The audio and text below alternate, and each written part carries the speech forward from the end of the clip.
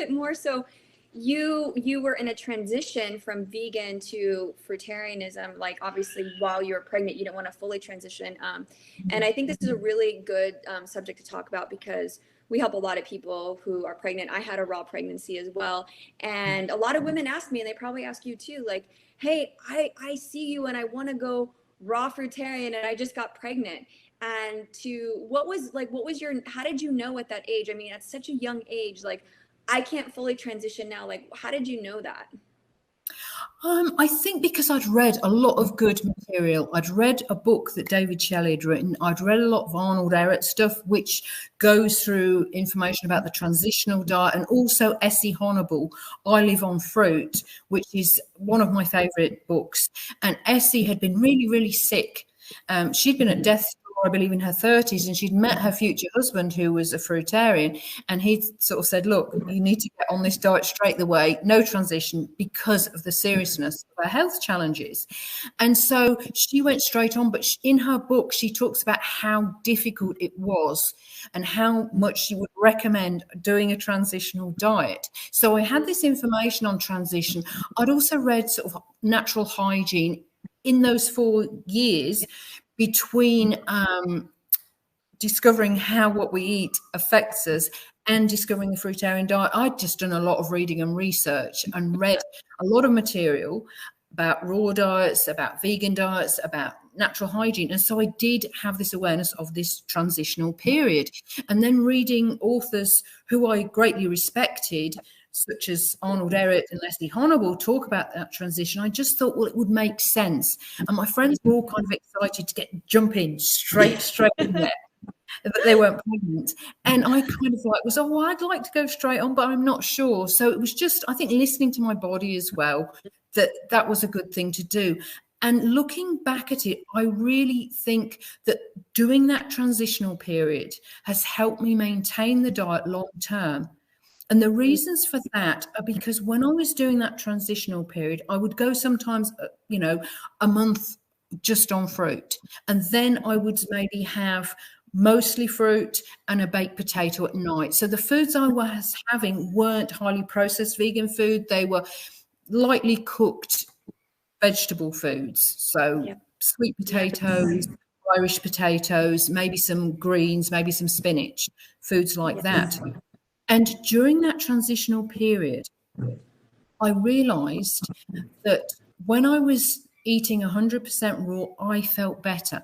And I would never say 100% raw is the gold standard or it's for everybody. I think everybody has to find the balance that works best for them personally. There's no absolute rights, there's no absolute wrongs. But during that transitional period, I came to the realization that for me, 100% raw was best. And the days when I had some cooked food, and it might just be like a baked potato at night, so raw all day, baked potato at night, I didn't feel as good. And I noticed that my body odor changed. If I had cooked food more than 2 days in a row, my body odor changed, and also the taste in my mouth first thing in the morning was not as good as when I had 100% raw. And I came to the point where I was ready to let go of the cooked food. It wasn't difficult. It wasn't an issue. I let it go, and I didn't feel like I was denying myself anything. I didn't feel, I can never have this again. I can never have that anymore. And then we can rebel against that if we tell ourselves we're never, ever going to have potato again. Yeah. But I was ready to let it go. It's kind of an empowerment thing. I was ready to let it go, and I did. And so I think if I hadn't had that transitional period, if I'd gone straight onto raw, I would have never known those differences between, this is for me personally, between 100% raw, 90% raw, 80% raw. Yeah. And for me, I had those side by side because maybe 2 or 3 days I'd be 100% raw, then I'd be 90%, and I could see the differences, and I can still remember those experiences. Yeah. So for me, I think the transitional diet was very useful, but I do know there's people that find it great to just go straight in there, going straight. I think a lot depends on your previous health history. So how many drugs you've taken, both recreational and allopathic, what kind of food you've eaten, what kind of medications and vaccinations and anything like that might cause you to eliminate you know, at a higher rate or be more uncomfortable eliminating. So I do think that the decision is an individual one. Really depends. If you've been gradually refining your diet over the years, and so you're having a diet that's not got many processed foods in it, that's high raw anyway, you've not taken a lot of any kind of drugs recently or had any vaccinations recently, then I think, you know, maybe you could go straight on there and you would be fine. But, you know, it is, I think, a very individual thing. But I think the transitional period can be a learning period. It can be sort of part of the journey to get to where you want to be, whether that's 100% raw, 90, 50, whatever works for you. Yeah. Awesome. Thank you for sharing that. I can so relate, because I know if anytime I'm the same, you know, I'm 100% raw. I was one of those people where I felt so like I had to go raw. And this was 6.5 years ago. And once I went fruit-based, it was like, all of a sudden I'm like, I want to just eat papayas for a month. And so I ate papayas for a month, but I had some serious detox. Okay. Now, my husband was like, I'm going to slowly transition. You know, we had a 1-year-old daughter, and I was like, I'm going, you know, so I went through it on and off for like a good, you know, 1.5 years. And then once I hit that mark where it was like everything started clean up, then I could sustain it, you know. But like you, if I eat something cooked, I feel it's usually like the next morning. It's like, I call it my cooked food hangover. I don't know if you use like that. It's like you feel like you drink alcohol, and then you get up and you go, oh my gosh, I can't do anything for like 4 hours because I'm tired, and my digestion is just like, and you're kind of cranky, and the body odor for sure. It's and for me, the taste in my mouth in the morning, I almost had a burnt taste. It wasn't burnt food I was eating, but the taste in my mouth was almost a burnt taste. And then I was thinking, I'm ready to let this go, because I feel better when I don't have this taste in my mouth in the morning, and my body odor as well. I could do one day. If I did one day of cooked and surrounded by, you know, a few days of raw previously, it wasn't so noticeable, but more than one in a row, and then I noticed the change. Yeah. Yes. And how was your pregnancy being, you know, probably high raw in that transition place, that first pregnancy? How would you say that was for you? And then the birth period? Yeah, it was great. It was lovely. I loved being pregnant. I know a lot of people don't have good pregnancy experiences. I loved it. I worked till I was 7 months pregnant, and it was quite a physical job. It was a lot of walking about and stuff. And and also I had a very small bump. With both pregnancies, I only put on 10 kilos, which is about 22 pounds. And my chest got big, because I'm normally quite, you know, small chested. And so that was a thing, you know, and I'd have this small bump but a big chest. And you know, people wouldn't realize that. I don't know if they thought I'd had plastic surgery, but they didn't realize I was pregnant. And at work, I didn't mention it until I wanted to leave, because I didn't want to say, oh, you can't do the job anymore because you're pregnant. So I felt great. All my hormones were buzzing. I just loved it. Felt so good. Was active, you know, right up until the end of my pregnancy. Didn't put on a lot of weight. Didn't get any swelling. Didn't get any backache, which was wonderful. And then with my second pregnancy and the birth of my first, I wanted a home birth. I was in the UK, and you can have a home birth. At that point, you could have a home birth on the national health system in the United Kingdom, but they weren't keen on it. So I had a long second stage. And I think it's a genetic thing, because the same thing happened to my sister, and also it happened with my second pregnancy. But because it was the national health, it wasn't a private midwife. They said, no, you've got to go into hospital. It's been too long. So I got taken into hospital. And the first thing the doctor said, a home birth, and I've seen you ended up in hospital, you know, which I thought was not a particularly helpful thing to say. But everything was fine. I had a normal birth, apart from they gave me an episiotomy because they wanted to speed everything up, because I think that's like rush. Second stage has been too long, rush. But it was a great birth. I went home as soon as I could. I was only in hospital for a few hours, then I went home. With my second pregnancy, I'd been raw for 12 years. What? No, yes, 12 and a half years I'd been raw with my second pregnancy. And so I had a great pregnancy again. I worked till I was 8 months pregnant. Again, put on 10 kilos or 22 pounds. You know, a lot of people didn't know I was pregnant. I left work. I was doing massage and reflexology. I left for somebody else. left work when I was 8 months pregnant, and nobody knew until I told them, because I just had some pants on that weren't tight, and I had this small bump. Great pregnancy again. And I had a private midwife this time, exactly the same, long second stage, but she just let me do my thing. She monitored the baby, made sure I was fine. I had a water birth. And the really good thing was, because I'd had an episiotomy with my first pregnancy, because they wanted to hurry me up, I thought, well, maybe I'll have to have an episiotomy again. Maybe I'll tear, because I've already got an episiotomy, and obviously you get scar tissue there. But I didn't even tear. And it was just amazing. I was 12 and a half years older. Wow. And then one thing I was concerned about, so with my first pregnancy, I was still in transition. So I wasn't 100% raw. And it took my stomach about 3 months to really go down to what it was before. And, I remember, I don't know if, some people get this. I was, I don't know, a month after I'd given birth, and somebody said, "Oh, are you pregnant?" Because I'd still got that baby belly. But anyway, so I was expecting it with my second pregnancy, especially being 12 and a half years older. I was thinking, well, I'm going to have this belly. But the very next day, my belly was flat. It wasn't as tight as it was, but it was flat. And I took a picture, because I got my partner at the time to take a picture, because I said, I can't believe it. It's flat. And I'm 12 and a half years older, but I've been on the raw diet, for 12 and a half years. Yeah. And I was so pleased that I didn't have to have another episiotomy, even though I'd had one. And they can't. Some people say, well, if you have one, you'll have to have another. And I didn't tear. I didn't need any stitches. And it was at home in a birthing pool, and I could just get straight into bed. And the next day I was out walking with baby Cappy. So the recovery was so much better, because obviously if you have an episiotomy, you've got stitches and it's sore, and that's, makes your recovery time a bit longer.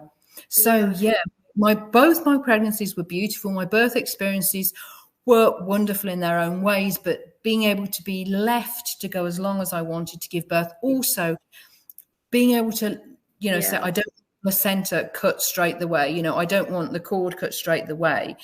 And with my first birth, I never saw the placenta. And I thought, I really, because I was in, my mind wasn't thinking, oh, I must remember to ask them to let me see the placenta, and they just had taken it away. So with my second birth, I was like, yes, right, I want to see the placenta. It's been inside me, it's fed my baby. And so, because again, you're not in the stage to really examine it, my partner at the time put it in the freezer. So when I was, a few days later, I looked at this placenta, and it was like, wow, that looks amazing. And I'd bought a little mango tree when I was pregnant, and I knew that I was going to plant the placenta under the mango tree, and that was going to be Cappy, who's my younger son. That was going to be his mango tree. And we've moved 4 or 5 times since then. It's always been in a pot, and now we finally moved to our hopefully forever place in Far North Queensland. It's gone in the ground. This mango tree had a journey of over 1,000 miles on the back of a truck, lost all its leaves, its bark was broken in places, and I thought, I hope it's not going to die. So we planted it, gave it lots of really nice soil and compost, fed it with seaweed, talked to it, and it got leaves, and then they lost the leaves. It did that 4 times. The 4th time it's kept its leaves, and it's doing well at the moment, because that's always going to be my special tree, because it was bought when I was pregnant with my son, and it's got the placenta buried underneath it. So I love being pregnant, had great birth experiences, really felt that my hormones were all in really ramped up. And I think if your endocrine system or if your hormonal system is working well when you're pregnant, it's really good. And I think a lot of women that have issues during pregnancy and hate pregnancy, I know so many women that said, I love to have another kid, but I absolutely hated being pregnant. And I'm thinking, oh my God, I loved it. I loved being pregnant. It was one of the best times of my life, my pregnancies were. And I think if women's endocrine systems were more balanced through diet and lifestyle, then more women would enjoy this really special time. And I do think it's a shame that a lot of women really suffer. Even younger women can have a really rough time during pregnancy because of the hormones being a bit out of balance. Yeah. I so agree with you. And I have to share that, by the way, that's so beautiful that you plan. I have to tell you, so with my son, Francis, that was my raw pregnancy, high fruit. I mean, I would say like 98%. Like he only wanted me to have fruit. Okay. And because, you know, these babies tell us, they're like, I just want fruit. That's all my body wanted. When I had him, we also planted his placenta with a mango tree. And Oh, we're on Maui now, but it's on Kauai in our friend's land. And it's just like, it's so very special. It's so very special. And I yeah. noticed, I don't know, did you notice the difference in your actual children based off of how you ate during pregnancy on each of them? Are they different? Do they prefer different foods, would you say, being on different diets while you're pregnant? They had, well, I was still on a high fruit diet when I was pregnant with my eldest son, but just not 100%. They both of them loved fruit. I mean, they were both long-term breastfed. So my eldest son, I fed him for 3.5 years, and I was happy to continue. My idea was like, you know, the child would lead the weaning. And then I was getting pressure. I was getting pressure from people in my life saying, you're feeding him too long now. You have to stop. And I stopped, not because I wanted to, but because of pressure. And I always felt bad because he asked once, I'd stopped feeding him at 3.5, so it was planned. And he said, can I have milk? And I said, oh, we don't have milk anymore. And I always regretted that. And I thought, I never wanted my child to say to my child, no, you can't have milk. And I thought, if I have any more children, they are going to definitely lead the weaning. Yes. And so with my second child, it was like 4 years, and almost to hit the day of his birthday when he was 4, he stopped having milk. And it's not like they're still having a lot of milk. They maybe have 2 feeds a day, then it goes down to 1 feed a day, and then if they're upset kind of thing. But I noticed both of them. I don't really notice any huge differences. They both loved durian. Durian was always both like avocado. But with my younger son, so my oldest son didn't have durian until he was a bit older, but my younger son, before he could even walk, he could sit up, he was a little baby, and he'd see durian, and after he'd had it once, he would shake with excitement. He would be sitting there shaking with excitement when he saw a durian. And it was so funny because where we lived at the time, there was a dog next door, and when the dog smelt the durian, the dog would start shaking and drooling, and it sounded like the dog would be shaking, the baby would be shaking, they'd all want the durian, you know. So yeah, so they both really liked durian and both got really excited for durian. But a difference I did notice, and I don't know if this was so much to do with different diet during pregnancy and the early months of breastfeeding, or just a genetic thing. My eldest son was not interested in fruit or in eating anything other than having milk.